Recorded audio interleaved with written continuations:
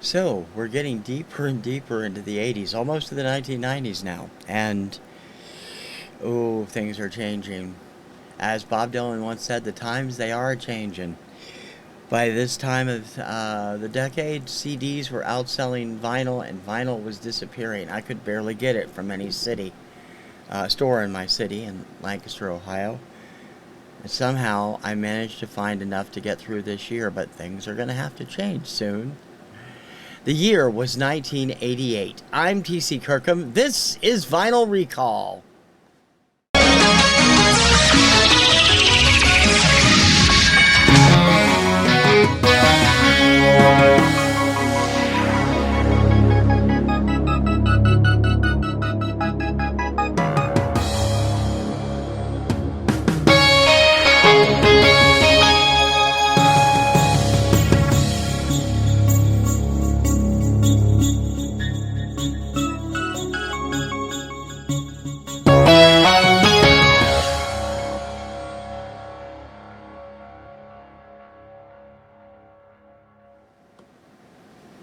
Hey VC, vinyl community, and y'all else out there. I'm TC Kirkham, TKR Video Central and the Kirkham Report. Welcome to this week's edition of Vinyl Recall.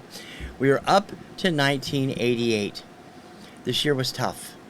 I had to go through my entire album collection of stuff that I already had in my file. My album file is that, I don't know if you can see it. No, you probably can't. It's up there. From all of the original collection. I haven't added a lot of stuff lately, but I only had 15 albums I could find from 1988. Everything else is on CD. So all the good stuff is on CD. So you won't be hearing, you won't be seeing Don't Be Cruel by Bobby Brown, Hangin' Tough by New Kids on the Block, Eye to Eye by Michael W. Smith, Silhouette, Kenny G, New Jersey, Bon Jovi, Hold Me in Your Arms, Rick Astley, What Up Dog, Was Not Was, Real Life, Boys Meet Girl, Wild Wild West, Escape Club, because I only have those on CD. Those are all great albums, every one of them. But I have to do vinyl on this particular show. It's getting tougher and tougher because it was harder and harder to find vinyl. But I did pick out my 10 favorite vinyl albums of 1988 and going to run those down as we have been doing for the past several months, following Vinyl Richie's original thread where we were doing year by year. It's an interesting concept, and it is going to have to change, though, for me soon, because I just don't have vinyl after next year. So we'll be talking about that and what will be coming up in season 2. But for now, let's get to the top 10 albums I have. Of the 15 vinyl albums I could find from 1988, these are the top 10. And they're all really good stuff. Number 10 is one of my few very rare forays into country music. There are certain country artists I like, and this guy I became a big fan of when he won Star Search one year. And I don't know why he didn't take off the way I thought he would, but his debut album was phenomenally good, and it is number 10 on my list from 1988. This is David Slater and Exchange of Hearts. Of course, it features the title track, which was a hit for him. Also, his cover of Jim Photoglow's We Were Meant to Be Lovers, or just Photoglow at the time, is really good. Also, this is hard to read. Paintin' the Town Blue, The Other Guy, I'm Still Your Fool, How to Survive a Heartache, I've Met My Match, Crybaby, Rest Assured, and Losing My Louisiana Blues. Album was produced by Randy L. Scruggs, and it is a top-notch country debut. Like I said, he didn't really take off. He had a couple of minor hits, and that was it. I'm not sure what he's up to. I haven't looked on Wikipedia or anything, but he did have Vince Gill on the album, and Earl Scruggs, a lot of classic people, and really good stuff. It's on Capitol Records. Number 10, David Slater, Exchange of Hearts. Number 9 for 1988. This is actually really good, and I have an OG of this. Now, it was re-edited later to remove one song after they lost a lawsuit. The lead-off song, as a matter of fact. But this was just great. I got this, I think, from Columbia Record Club. Yeah, CRC. And I stunned myself because I was not into rap music. And yet this one is still one of the best of the family-oriented rap that it was that ever came out. And, of course, less than 2 years later, he would be on his way to being a major star in Hollywood as an actor in his own sitcom and in the movies. Number 9, he's the DJ, I'm the rapper, DJ Jazzy Jeff, and the Fresh Prince, of course, grew up to be Will Smith. Nightmare on My Street, there's that song. Here we go again, brand new funk, time to chill. Charlie Mack, first out of the limo. As we go, parents just don't understand. Pump up the bass, let's get busy, baby. Another special announcement. Live at Union Square, November 1986. DJ at the Wheels, my buddy. Rhythm Tracks, house party style. He's the DJ, I'm the rapper. Hip Hop Dancers theme. Jazzy's in the house and Human Video Game. Double record set on Jive. There's the artwork and the photographs. Parents Just Don't Understand was hilarious. Nightmare on My Street was great, but New Line didn't like it and they got in trouble for it, and it's too bad because I think it's been excised from later copies of the album, but it's a great album, fun album all the way around. He's the DJ, I'm the rapper. DJ Jazzy Jeff and the Fresh Prince, aka Will Smith. Excuse me for having problems talking. I'm stifling a yawn. Number 8. This deserved better than it got. I love this guy. I loved him as the lead vocalist for his duo, which he still does, and still did for the longest time. But he decided to do a solo album in 1988. And it was really good. Perfect adult contemporary music of the time. Now I think it would actually be considered adult contemporary and AAA. It's that good. And he did a great job with it, and it's a shame that nothing really clicked off the album. On the pop chart, he got a couple of chart hits, but they were lower chart hits. Number 8, the self-titled debut album, solo album, from Air Supply's Russell Hitchcock. There's the album cover. Someone Who Believes in You, The Sun Ain't Gonna Shine Anymore, What Becomes of the Broken-Hearted, I Come Alive, The River Cried, Dreams of the Lonely, Best Intentions, I Can't Believe My Eyes, Where Did the Feeling Go, and Make It Feel Like Home Again.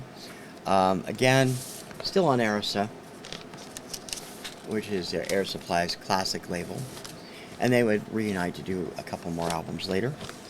Really good stuff, and actually right up on a par with the Air Supply stuff from the 1980s. Now, I haven't had any of them. Oh, hell. Yeah.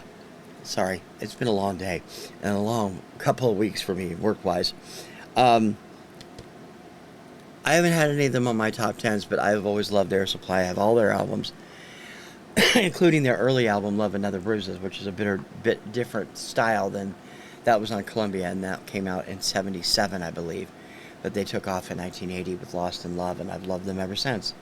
Russell Hitchcock, number 8 on my list for 1988. Number 7, this woman has distanced herself from this album at this point in time, and I don't know why. It is the perfect pop dance album of the time. She wasn't really known in America. She was known everywhere overseas because she was on the Australian drama Neighbours, which aired in the UK and everywhere else. But she's a household name now. She's been around for 30 plus years, is still singing, still acting, still doing all kinds of things. And I think she's really taken the piss out of this album because she really doesn't like it anymore. And the thing is, it's a great pop album. Pop dance at its finest. as produced by Stock Aitken Waterman. Number 7, Kylie from Kylie Minogue. This was her debut album. On Geffen Records. Picture and lyrics. Here's the label. This album, of course, featured her hit cover of Little Eva's classic The Locomotion, which made that song the first song to be a hit in 3 different decades: 1960s, 1970s, 1980s. I Should Be So Lucky, The Locomotion, Je ne suis pas pourquoi. Pourquoi? I don't speak French. It's No Secret, Got to Be Certain. Turn It Into Love, I Miss You, I'll Still Be Loving You, Love My Way. Look My Way. Excuse me. Oh, God. Here we go again. Look My Way and Love at First Sight. All right, TC, stop yawning. Kylie, I love you. You're a terrific actress. You're a terrific vocalist. You have no reason to be ashamed of this album. It is absolutely phenomenally good. Great dance pop. Love your cover of Locomotion. It's No Secret and I Should Be So Lucky. Also favorite songs from the album. Stop dissing it, girl. It's a great album. Number 7. Kylie, the from Kylie Minogue. Number 6 was the first album in several years I picked up by this band. And it's a great album. Not as good as the one I put in my top 10 in 1979 or 80. But it's almost up there. And it's it returned them to the classic form that they had before. And it brought them back to the pop chart, top of the pop charts as well. Number 7, Cheap Trick, Lap of Luxury. Tom Peterson and Robin Zander on the front. Rick Nielsen, Bunny Carlos on the back. This featured their hit single, The Flame, which hit number 1. There's a photo and custom label from Epic. They were still on Epic Records at the time. Also featured their remake of Don't Be Cruel, which was way better than the Judds version, which I never liked. Also Let Go, No Mercy, Space, Never Had a Lot to Lose, Wrong Side of Love, All We Need Is a Dream, Ghost Town, and All Wound Up. Great album. And I mean, I've been a big fan of Cheap Tricks. I also love Robin Zander's solo album that came out in 1992 or 93, which went nowhere, which is a shame. But this album is the best album they've put out since Dream Police, as far as I'm concerned. Absolutely fantastic. Number 6, All Shook Up. From Lap of Luxury, from Cheap Trick. All Shook Up is an earlier album. Number 5, you know this lady can do no wrong for me. Only a couple of her albums have missed my top 10s because she is truly a gift from the gods. We would only have a couple more years of her left, but it was worth it. Number 5 for 1988, Stacey Lattisaw, Personal Attention. This is her second of 3 Motown albums. I don't understand the headgear on that. Sorry for the glare. It's got a sleeve on it.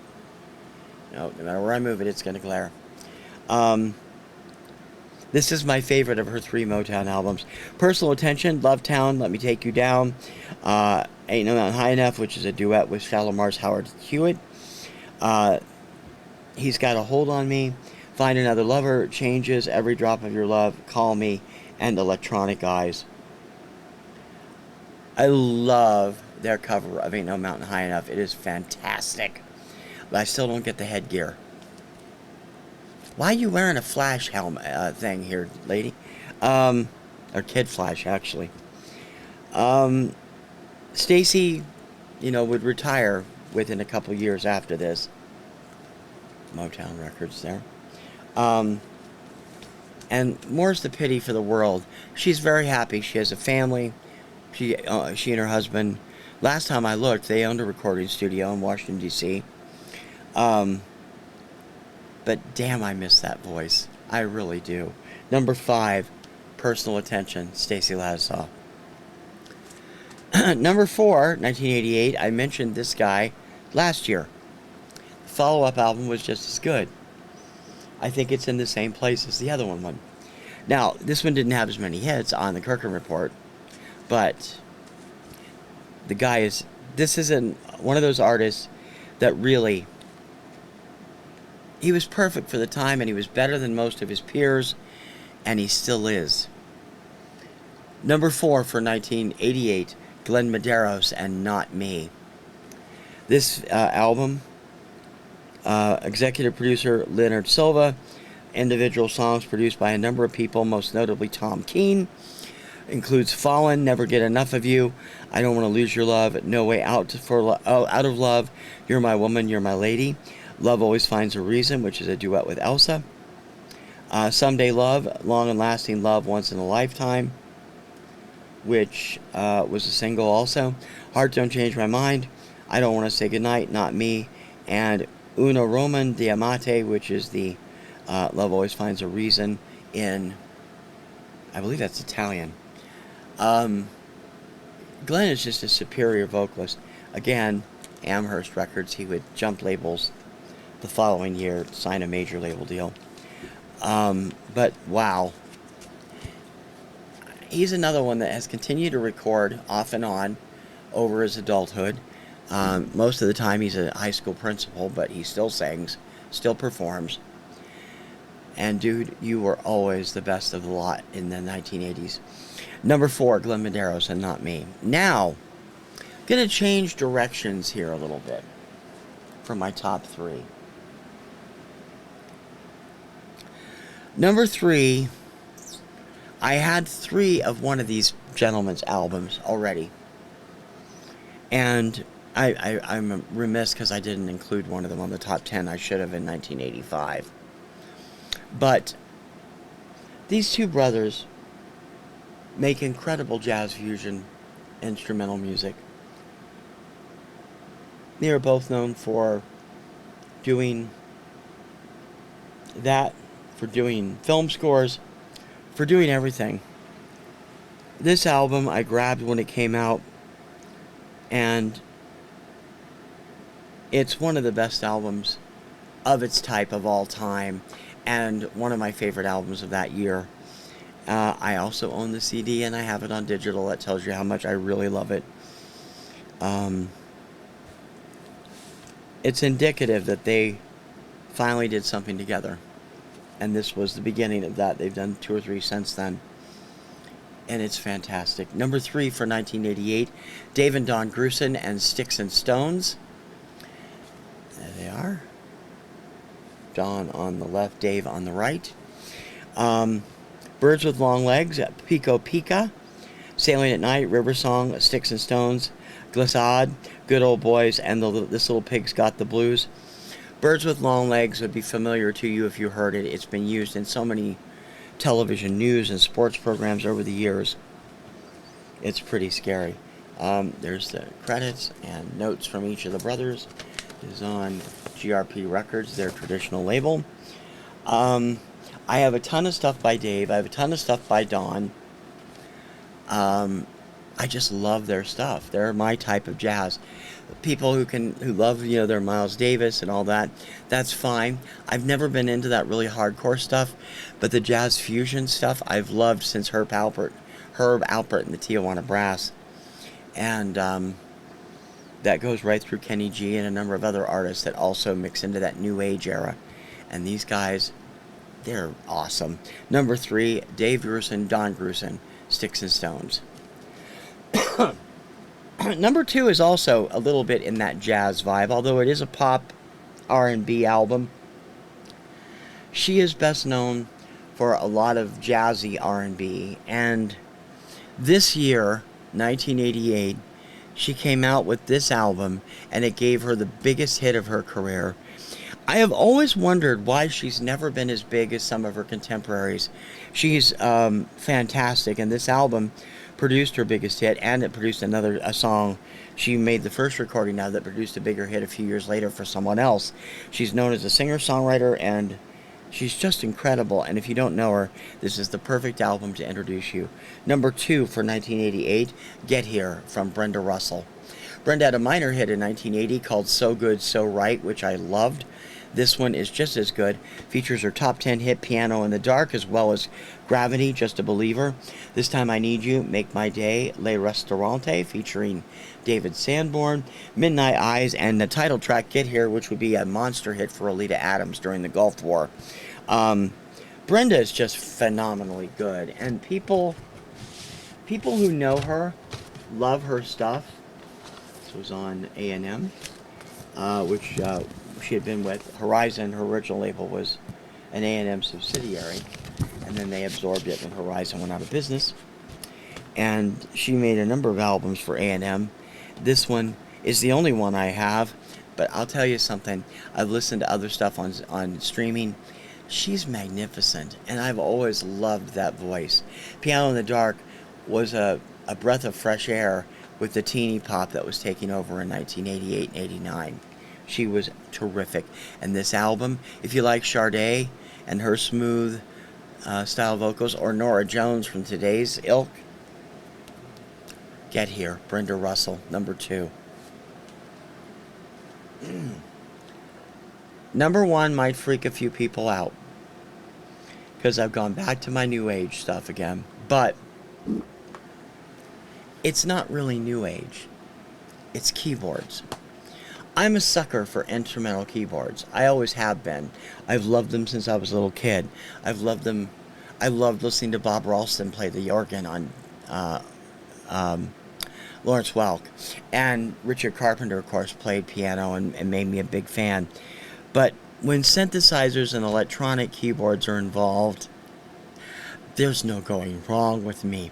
Synergy, Tangerine Dream, huge fans of both of them. Jazzy piano also, with New Age elements. And this guy made his musical debut in 1988. He was already a household name as a sportscaster and as an entertainment television reporter. But the music he wrote for CBS's coverage of the Tour de France tournament, the biking tournament, it's mind-blowing. And Kraftwerk is also in there. He reminds me a lot of Kraftwerk. He's actually says Kraftwerk and Yanni were 2 of his biggest inspirations. And he's an amazing musician. If you think of him only as a TV face, as a brief Klingon in one episode of Star Trek The Next Generation, or for what he does now, which is a contemporary Christian radio show,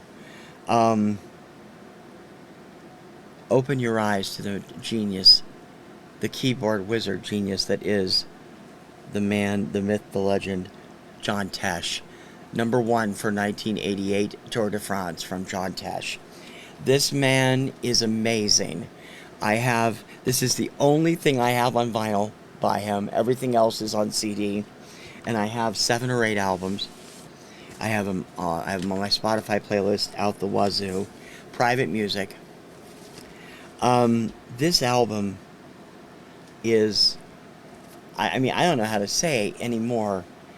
It is one of the best albums ever made of keyboard music.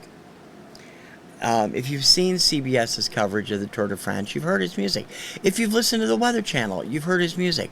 If you listen to any instrumental out there that does instrumental stuff, you've heard his music. And this music on this particular album is amazing. 1,000 Summers, That Old Demon Madness, Bordeaux, You Are Here, Day One, Jazzes, Mike McCurry, and Olympus 8008. I am particularly fond of Day One, but he would have a multiple top 40 hits on the Kirkham Report chart, starting with this album and running through 1993. The man is amazing, and I hope you'll check him out if you don't know him. Tour de France, John Tesh, number 1 for 1988. Recapping my list, Number 10, Exchange of Hearts, David Slater. Number 9, I'm the DJ, he's the rapper. He's the DJ, I'm the rapper, DJ Jazzy Jeff and the Fresh Prince. Number 8, the self-titled debut from Russell Hitchcock. Number 7, Kylie from Kylie Minogue. Number 6, Lap of Luxury and Cheap Trick. Number 5, Personal Attention, Stacey Lasson. Number 4, Not Me, Glenn Medeiros. Number 3, Sticks and Stones, Dave and Don Grusin. Number 2, Get Here, Brenda Russell. And number 1, Tour de France, John Tesh. 1989 may be short of 10 albums. We'll see. And then we're going to talk about where we're going to go from that. It's going to come up on the next show. And we'll talk extensively about it then. But I hope you'll check out John Tesh, and I hope you'll check out everything else. If you haven't subscribed to my channel yet, please do. I hope you will. And if you have, thank you. Please don't forget to share with other people on social media. And please leave a comment. I love talking to you.